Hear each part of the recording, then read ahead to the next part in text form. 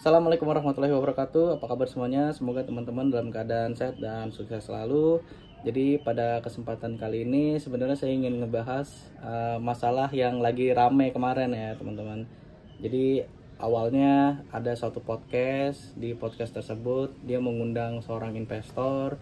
Si investor ini dia bilang trading itu 1000% judi. Trading itu mau trading saham, mau trading forex, mau trading kripto. Nah itu judi semua ya, binary option itu judi. Nah lalu yang berikutnya, pekan berikutnya ya, si hostnya ini, si podcastnya ini ngundang lagi seorang trader gitu ya, seorang trader. Nah kalau saya nonton dari podcast yang si trader ngundang trader ini, dia seakan-akan mengcounter bahwa trading itu sebenarnya bukan kegiatan judi ya. Bahkan narasumbernya juga menjelaskan ada hukum-hukum secara ininya ya, secara tertulisnya, fatwa MUI dan segala macam. Nah dari situ seharusnya kita semua sepakat ya bahwa trading itu bukan judi ya teman-teman ya, beda sama judi. Dari risikonya aja udah beda ya. Saya setuju apa yang dikatakan Pak Fir bahwa kalau judi itu risikonya nggak eksis ya. Sampai kita itu tahu risikonya kalau kita udah jadi miskin, nah itu baru judi. Kalau trading saham nggak, risikonya udah ketahuan ya. Oke, jadi balik lagi. Si narasumbernya juga mengatakan bahwa selama trading kita menggunakan analisa, ada dasarnya, itu bukan judi. Kalau metodenya mereka bilang dengan menggunakan fundamental analysis dipadukan dengan technical analysis, lalu dipadukan dengan money management, dan akhirnya terciptalah metode. Dan ketika mereka menggunakan metode ini, beli saham tertentu yang udah dianalisa seperti tersebut, ya itu bukan dikatakan judi. Dari situ saya setuju.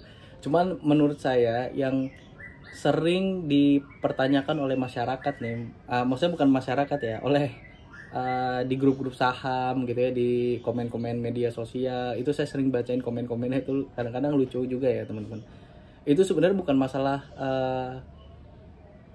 tradingnya. Kan kalau trading itu kan ada banyak metodenya ya. Ada, setahu saya ada swing trade, ada apa namanya, ada day trading, ada yang scalping, sama ada yang beli sore jual pagi ya, seperti itu ya. Nah yang sering ditanyain itu sebenarnya masalah scalping ya. Kalau kita sama-sama deh sepakat dulu di yang namanya swing trading, asal kita punya analisis, itu bukan judi ya teman-teman ya. Nah yang sering ditanyakan tuh scalping. Sebenarnya scalping tuh menurut teman-teman judi apa enggak ya? Saya sendiri juga baru kepikiran gitu ya, apa emang ini seperti gambling ya. Karena kalau ya teman-teman bisa lihat ya, setiap saya live trading gitu, scalping itu saya nggak tahu saham. Sebenarnya saya jujur aja ya teman-teman, saya jujur, saya beli saham itu nggak berdasarkan fundamental analisis, nggak berdasarkan technical analisis juga, nggak berdasarkan kalau money management, kalau saya secara otodidak ya, saya ngikutin Pak Fir 513 itu ya. Jadi saya nggak tahu saham apa yang saya beli, juga saya nggak tahu perusahaannya. Kan yang dipertanyakan oleh kebanyakan orang-orang kan ya, kalau scalper itu nggak tahu apa namanya, beli saham A, ini saham A aja bisnisnya mungkin mereka nggak tahu gitu, cuma tahu namanya doang, kode sahamnya dan lain-lain ya. Nah dari sini saya sebenarnya juga kadang-kadang merasakan itu. Cuman tetapi scalping itu sebenarnya bukan masalah perusahaannya teman-teman, karena scalping itu menurut saya jual belinya cepat ya, jadi dibutuhkan analisa yang sangat cepat juga gitu kan. Kalau investor itu sebenarnya menurut saya semuanya sama ya, tapi tergantung time frame. Kalau investor itu ya mungkin 5 tahun ke atas. Kalau day swing trade itu ya mungkin seminggu, 2 minggu, atau sampai bulanan bisa. Kalau day trade ya seharian. Kalau scalping lebih ke menitan. Jadi menurut saya time frame aja. Nah semakin kecil time frame berarti analisanya juga berbeda ya teman-teman ya. Nah kalau scalping itu analisanya apa sih gitu kan? Analisanya apa? Saham nggak tahu apa ya kan? Saham yang dibeli nggak tahu. Technical analisis juga nggak tahu nih posisi harganya habis arah udah naik tinggi banget atau masih di bawah gitu, juga nggak merhatiin kan. Nah dari situ banyak orang-orang yang mengatakan bahwa scalping itu judi. Nah ini ada satu pertanyaan yang ke saya, itu dia bilang gini, tapi ada namanya bid and offer palsu kak, Tapi ada namanya bid over palsu Kak. Kalau saya sendiri jujur masih bingung ya, apakah scalping termasuk haram atau tidak. Karena dalam komponen halal yang dikatakan MUI itu dan beberapa tokoh agama, ada 3 hal yang harus terpenuhi agar transaksi itu dikatakan halal. Sedangkan scalper itu ada 2 hal diantaranya yang masih saya ragukan, yaitu manipulatif dan spekulatif. Kenapa seperti itu? Yang pertama, manipulatif dari sisi bid dan offer. Oke. Yang kedua, spekulatif karena bahkan kita sendiri nggak tahu harus jualnya di mana, belinya di mana. Kesannya tiba masa tiba akal. Maksudnya apa nih? Mungkin maksudnya kesannya ini ya, spontan terus tiba-tiba harganya naik kita jual. Kalau harga turun kita jual. Nah gitu kali ya, spontan. Maksudnya mendadak gitu ya, nggak bisa direncanakan gitu mungkin. Nah, saya nangkap sih maksudnya sih. Intinya kalau scalper banyak blank spotnya sih, makanya kesannya spekulatif tinggi karena kita benar-benar buta arah harga suatu emiten tersebut. Kecuali swing trade mungkin nggak haram ya, karena kita punya bayangan atau proyeksi harga bakal sampai kemana. Kali aja ada pencerahan lain juga monggo.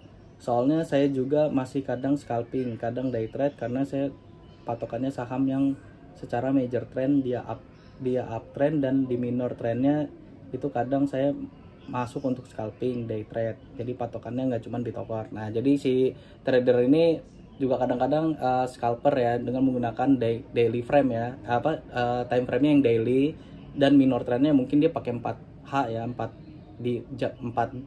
jam atau per 1 jam gitu ya di minor trendnya gitu. Nah bener kan, yang sering diragukan ya bener, ini pertanyaan bagus banget ya teman-teman ya. Jadi seakan-akan tuh memang kesannya kita spekulatif ya karena begitu cepat. Tapi di sini saya coba untuk menjawab berdasarkan pengalaman saya, dan ini murni pendapat saya pribadi ya teman-teman ya. Bisa aja pendapat saya salah atau mungkin bisa juga tepat gitu ya. Oke, jadi scalper manipulatif dari bid dan offer. Sebenarnya kalau teman-teman yang suka scalping ya di market setiap hari ya, itu akan tahu deh teman-teman ciri-ciri mana yang fake bid dan fake offer. Itu udah saya buat satu video khusus tentang fake bid sama fake offer, dan itu saya udah sertakan contoh-contohnya, ciri-cirinya seperti apa gitu ya. Nanti di akhir video akan saya tampilin ya. Nah jadi teman-teman tinggal nonton. Dan menurut saya fake bid itu dari zaman waktu saya pertama kali trading sampai sekarang sama aja. Jadi nanti teman-teman tonton ya, tonton. Cuman beda cara mainnya aja. Kalau dulu mungkin kayak gitu, dan kalau sekarang mungkin kayak gini. Tapi ciri-cirinya sama, persis sama sampai sekarang. Nah, memang kalau yang seperti itu nggak semua orang tahu teman-teman. Nggak semua orang nge-scalping kan. Ada aja yang day trade, ada aja yang swing, day nggak merhatiin market. Cuman nggak semua saham itu yang fake bid itu enggak teman-teman. Ada beberapa memang yang fake bid, yang misalnya bidnya 300.000, over 30.000, dia naiknya kencang seakan-akan udah hampir arah gitu ya. Tiba-tiba pas udah mau arah, udah naik ke 20%, kita masuk di situ. Kesannya rame kan, begitu kita masuk di situ ternyata bidnya hilang gitu kan. Dari bid totalnya 300.000 tinggal totalnya 50.000, akhirnya harganya rontok kan. Harganya rontok dan teman-teman di situ misalnya boncos. Ya memang ada seperti itu di market. Di dunia nyata juga ada sebenarnya kan manipulatif. Ya memang kalau di situ ya itu bisa dikatakan ya mungkin spekulatif atau itu pun menurut saya fake bid, fake offer itu ada caranya teman-teman, ada triknya deh, ada triknya deh. Nah di video yang waktu itu saya buat itu khusus fake bid, fake offer dari perspektif positif, itu saya tahu cara dagang di situ gitu ya. Tapi sekarang udah beda cara mainnya, jadi jangan diikutin. Jadi nggak semua saham yang menurut saya itu ada fake bid, fake offer. Kayak saham-saham misalnya lapis 2, lapis 1 gitu ya, itu jarang yang fake bid, fake offer. Itu biasanya saham-saham lapis 3 ya. Saya mau nyebut sahamnya tapi takutin ya. Jadi nggak semuanya yang manipulatif ya. Kalau misalnya teman-teman menemukan yang seperti itu ya tinggal hindarin. Kalau saya udah tahu nih yang kayak begini fake bid, fake offer, saya tinggalin teman-teman. Saya tinggalin, mendingan saya tinggalin kan daripada saya boncos di situ. Jadi untuk menjawab manipulatif dari sisi bid offer ya memang pasti ada yang seperti itu, fake bid, fake offer.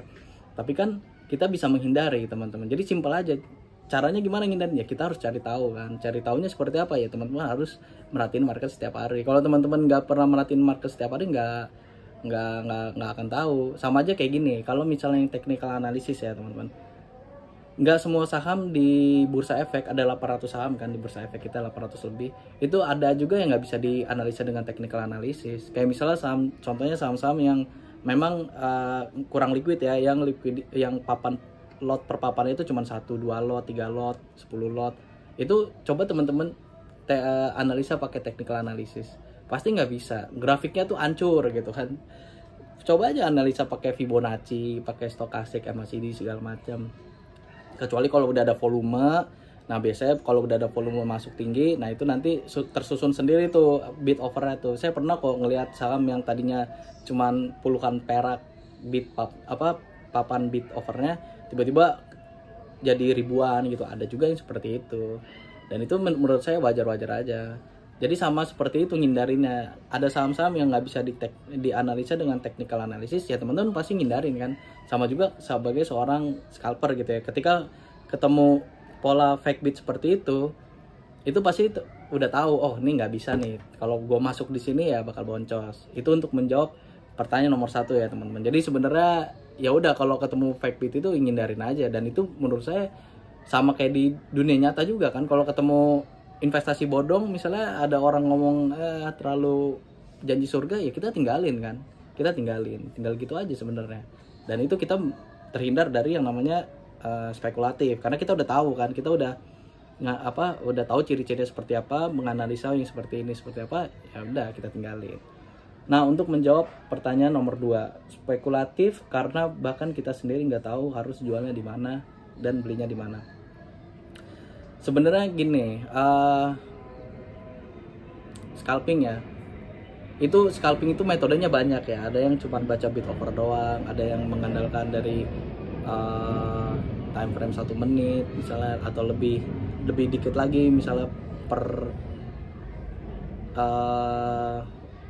detikan gitu ya, bisa aja ya teman-teman ya. Itu sebenarnya ada banyak metodenya. Kalau yang saya gunakan adalah yang diajarkan oleh Pak Fir, itu open sama dengan low. Open sama dengan low itu ilmu pasti teman-teman, ilmu pasti. Emang kalau open sama dengan low itu udah pasti naik gitu ya. Opennya 500, low-nya 500, ya high-nya 520, berarti kan udah pasti naik. Tinggal nanti kita di mana belinya gitu kan. Kalau saya pribadi, saya ngelihatnya dari papan bid overnya. Biasanya kan kalau dari nanti saya kasih contoh ya di sini ya. Ini saya kasih contoh KF nih ya, di sini ya KF ya. Nah, itu kan bisa dilihat di situ teman-teman. Misalnya opennya 855, low-nya 855, dia naik ke 895. Ini saya ambil tanggal 1 Agustus. Nanti teman-teman cek sendiri video saya trading di KF ini tanggal 1 Agustus ya. Nah, kalau saya ngelihat support resistance ya, kan tadi dia bilang itu tergantung dari trading plan kan. Kalau swing trade, trading plan, fundamental analysis, terus major trendnya seperti apa, minor trendnya seperti apa. Nah, kalau scalping itu lebih simpel lagi, karena time frame-nya kecil kan. Semakin time frame kecil berarti kita harus nganalisanya juga semakin ngelihatnya sekilas gitu ya. Nah, yang pertama kan open sama dengan low yang saya lihat. Opennya 855, low-nya 855. Lalu yang kedua yang saya perhatiin adalah bid dan offer. Bid dan offernya berapa nih? Di sini kan 20.000 banding overnya, total overnya 4.100. Artinya supply dan demandnya lebih banyak. Demandnya lebih banyak ketimbang supply-nya. Artinya kalau secara hukum ekonomi lebih banyak demand dan supply, itu artinya harga akan naik ya kan. Dan ini bukan fake offer, fake bid. Kenapa? Karena teman-teman harus tonton dulu ciri-cirinya fake bid, fake offer, itu baru tahu nanti.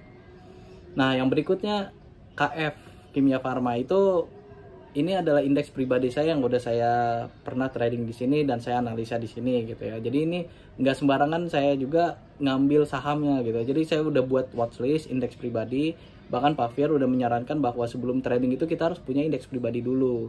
Begitu kita punya indeks pribadi, kita lama-lama akan hafal sendiri pola dari gerakan saham tersebut, ya kan. Jadi untuk menghindari, kan kalau swing trade tadi atau investing kan ada yang namanya fundamental. Dia cari dari 800 saham fundamental yang terbaik, yang laporan keuangannya baik, yang labanya terus bertumbuh. ya itu bakal dia jadiin saham yang akan dia beli gitu kan. Sama kalau scalping mungkin lebih simpel lagi, cuman berdasarkan dari saham-saham yang dia sering dagang di situ, dia udah analisa secara laporan keuangannya sekilas. Misalnya dari, kalau Pak Fir mengajarkan dari operating profit, selama masih plus ya masih bagus. Ya sama, semakin scalping semakin time frame kecil berarti analisanya semakin simpel gitu kan, karena nggak dibawa panjang kan, cuman untuk transaksi menitan aja. Oke lanjut ya, tadi sampai bid offer ya, dan di open sama dengan lo udah pasti naik. Dan saya ngelihat support resistennya, planning saya itu ketika dilihat nih di 860 itu ada 1000 lot, 855 itu juga ada 1000 lot. Nah itu sebagai support. Kalau di technical analysis ya dia berdasarkan dari grafik kan, dari grafik dilihat lower low-nya di mana, terus higher high-nya di mana. Nah itu bisa dijadikan patokan untuk support resistance, atau ada yang namanya Fibonacci gitu kan. Nah kalau scalping, karena nggak akan sempat nganalisa kayak gitu, yang kalau teman-teman lakukan itu bakal ketinggalan harga ya. Nanti teman-teman cek ya videonya ya, ini seberapa cepat dia bakal naik gitu ya. Nah itu akan ketinggalan teman-teman. Jadi saya akan masuk di antara harga 885 dan 880 misalnya, karena itu di antara support dan resisten. Resistennya di mana? Resistennya itu ada di 900, itu ada 1000 lot. 895 juga ada 721. Kan kalau di technical analysis kita nggak bisa narik satu harga kan. Misalnya ada candle lower low nih, kita nggak akan mungkin tarik supportnya di terlalu bawah di sini kan. Misalnya lower low-nya di 800 tok gitu.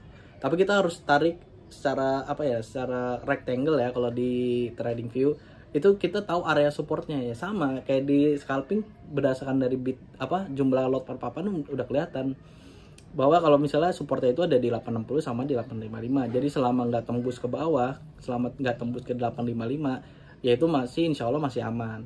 Sama ketika misalnya saya beli di 885, berarti target saya itu take profit di 890 atau 895. Kalau jebol 900 ya itu harganya mungkin akan naik. Dan scalping itu memang target hariannya nggak terlalu sebanyak swing trade ya. Swing trade tuh mungkin minimal dia targetnya 50% atau 100% multi bagger gitu ya. Tapi kalau scalping enggak Pak. Scalping tuh paling cuma 1%, 2%. Tapi dia lakukan setiap hari. Dia lakukan berulang-ulang. Jadi 1% setiap hari, kalau ada 20 hari kerja berarti udah 20%. Kan sama aja sebenarnya. 20% selama 1 bulan. Kalau 2 bulan 40%. Kalau 3 bulan 60%, ya itu hampir multi bagger kan sebenarnya. Jadi sebenarnya sama ya. Dan scalping ini ada analisanya, ada metodenya. Ya tergantung orangnya. Kalau misalnya orangnya ya asal-asalan, dia nggak tahu analisa apa yang digunakan, cuman asal masuk market, nggak bisa yang simpelnya menurut saya teman-teman ya, nggak bisa ngejawab why, nggak bisa ngejawab kenapa beli saham itu. Misalnya ada orang gitu ya ke saya, saya beli saham ini gitu, terus saya minus 5% misalnya, terus saya tanya kenapa Pak beli saham itu, kalau dia nggak tahu jawabannya ya berarti dia bergambling. Tapi kalau misalnya ada orang, Pak saya beli saham ini saya rugi 5%, kenapa kok bisa rugi? Karena mungkin harganya masih berdasarkan technical analysis memang support terbawahnya. Nah itu berarti bukan judi, tapi dia lagi floating loss gitu kan. Tapi kalau dia ditanya kenapa dia beli nggak tahu, nah itu bisa dikatakan judi ya teman-teman, kalau buat saya pribadi. Nah jadi ya itu alasan kenapa saya misalnya beli saham KF pada tanggal 1 Agustus ini, karena yang pertama dia indeks pribadi saya, yang kedua dia open sama dengan low, opennya 855, low-nya 855 udah pasti naik. Yang ketiga, bid offernya gimana? Bid offernya demand-nya lebih banyak daripada supply. Fake offer apa fake bid nih? Enggak, beda ciri-cirinya, itu ada sendiri kriterianya. Yang keempat, dari cara saya entry exitnya ya berdasarkan dari yang tadi, support resistance berdasarkan bid per papan atau lot per papan di papan bid dan papan offer. Jadi seperti itu ya teman-teman. Dan dari sini